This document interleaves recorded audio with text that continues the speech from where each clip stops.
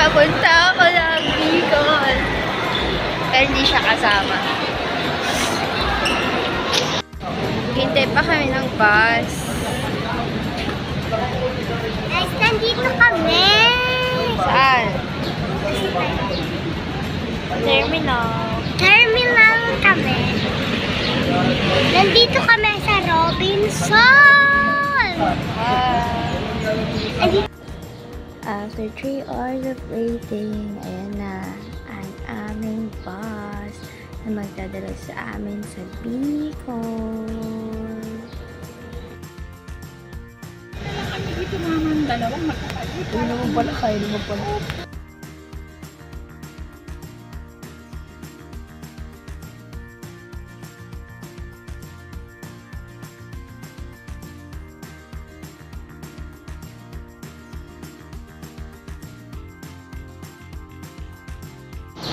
Dito na kami sa Labo. 7-Eleven. Alas 7 tayo ng gabi umalis.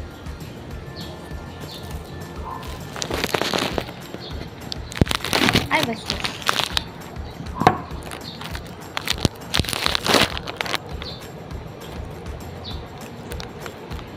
Yan, dito na kami Sabi mo sa Labo. mag-commute na sila. 7-Eleven. Pero mo kung isang cellphone.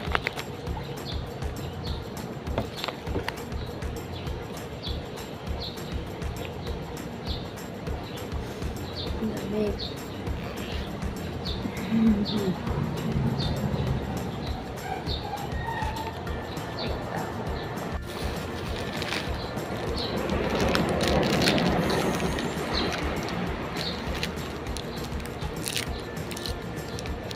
Parang nakakailo sa bus kami.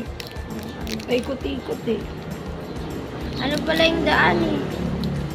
Huwag ganun ganun. Mas malit lang yung kalsada. Sumugtog na ako sa bahay niyo.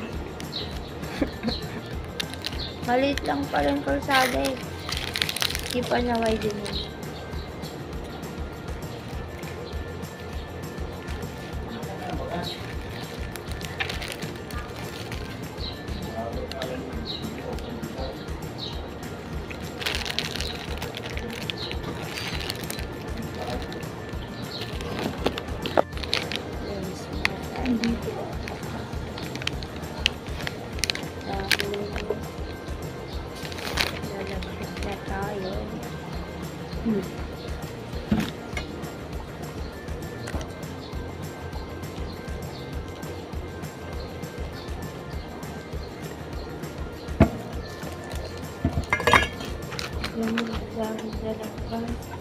Kaya. Hindi pala tayo nagdala. Dapat paper cup na lang dito. Hindi nagkayo-piyo-piyo. At least, hindi ganun kalaking at hindi pati mabigat.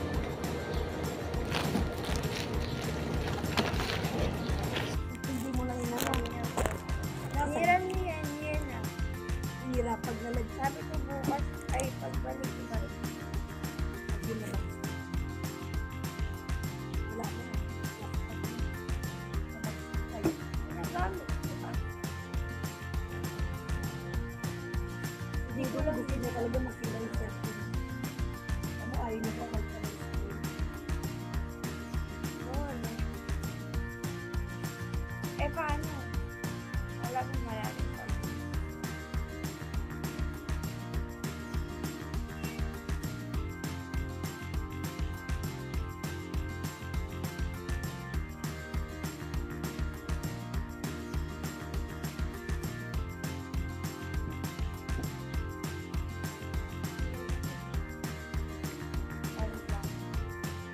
Yung NCIT, katapat lang ng LCC. Katapat nga lang. Diba din yung sinig? Ano yung LCD? LCC Mark. Yung sinasabi ni Ate Pulo tayo ng Ate labo. Parila. Pare lang pala siya.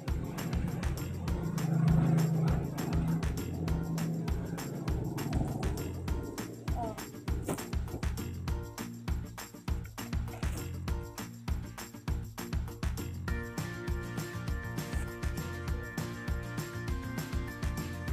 Mulay dito. Hindi no, nadampot ko. Nasa plastic.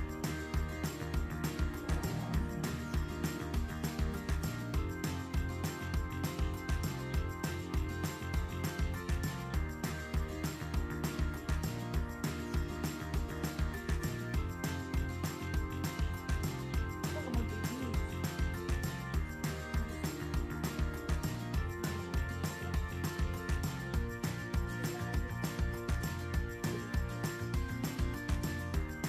Kuya, baka may CR sa ano, LC.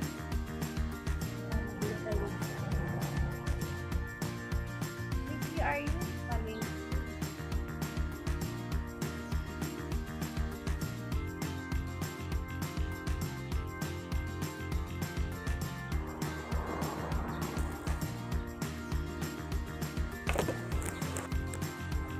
Siyempre, hindi mo naman Ang dami.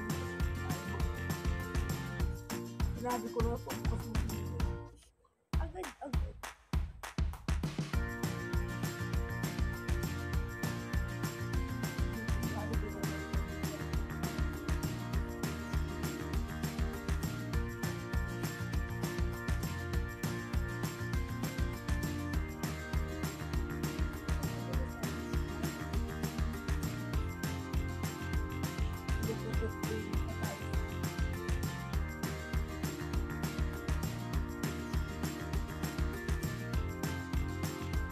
Asan yung address mo?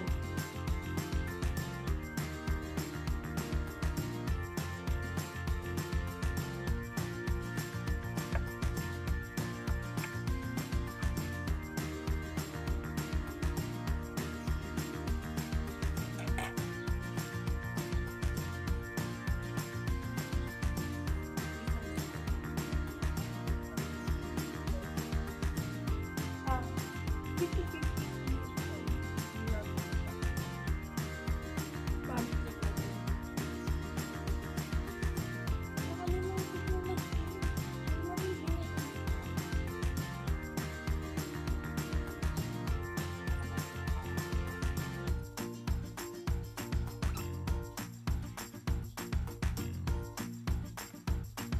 Dito na kami sa Laco. Then, nandun yung office. Ayan. Yan yung office na hinahanap namin. Yung NCIP.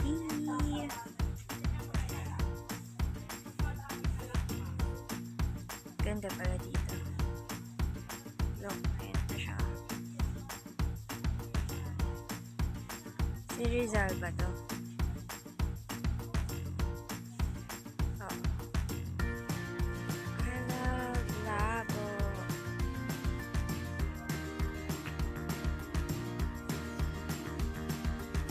May pine tree pa dito.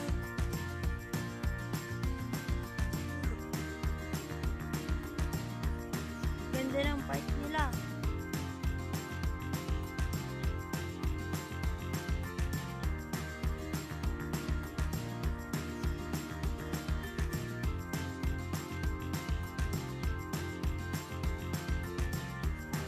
Hello, so ngayon nandito kami sa Lago. Ang ganda ng park nila. Ay, mama. So, ayun. Mga malis kami ng Antipolo 7. Pero naghintay kami for 3 hours dun sa bus kasi nasiraan daw. Tapos, bumiyahe kami ng 9 hours. Diba 7 kami umalis. Mga 4 ng madaling araw na dito na kami din. Nagstay lang kami sa 7-Eleven. Ngayon, nandito kami sa park kasi hindi pa bukas yung office na pupunta namin, NCIP. So, update ko kayo after that. Ayun na nga, nakausap na namin yung NCIP dito sa Labo. Kaso, medyo malabo talaga. Kasi dapat pala, bago ka magpunta dito, alam mo na kung saan tribe ka kabilang. Hindi na kasi pwede ngayon yung magpapa-adapt ka kasi naagawan daw ng benefit yung mga IPs na dapat para sa kanila. Saka, beware nga pala dun sa mga tribe na nag-aaya kang magpa-member or inaaya kang magpa-member kasi dapat bago kayo magpa-member doon, i-legit check nyo muna. Baka kasi hindi sila accredited na tribe. And yun nga, punta kami ngayon sa Tabaco Albay, which is yung birthplace ng lola ko. So, magbabaka sakali lang na baka makita namin yung mga katribo namin doon. Ito nga pala yung lugar ng mga malayang kamag-anak namin sa side ng lolo ko. Kaso, problema din pala nila yung height waiver. So, ang ending, wala rin kami mapala.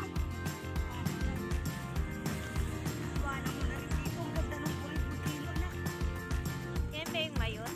Diba, sir, yan yung mayon? Ano? Yan yung mayon, ano? Ayun.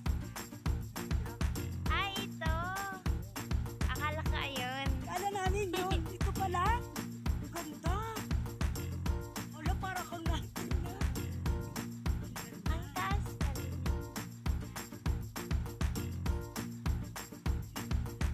Kala na, ano pala yun? Bundok din. Yan ang bundok ng Malinaw.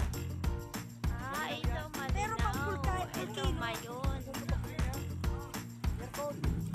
Ayun na nga. So, sa journey na to, ang generalization ko is kahit gano'n nakagusang isang bagay kung hindi para sa'yo, hindi magiging sa'yo. So, siguro hindi talaga para sa akin yung pagpupulis. Kaya, hindi rin ako nakakuha ng height waiver. Pero, yun na nga.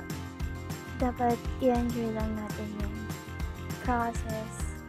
Tanggapin natin kung ano yung hindi para sa atin and let go para wala ng stress. Ganun. Medyo matagal na bago ko to na-upload tong video na to. So, may update na ako. Yung una kong binasahan na trabaho is tinawagan ako para makapag-requirements. And ngayon, nagtatrabaho na ako. Yay!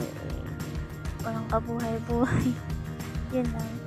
So, thank you sa panonood sa video na to. Hindi ko alam kung may natutunan kayo, pero salamat pa rin sa panonood. Yun lang. See ya! Bye!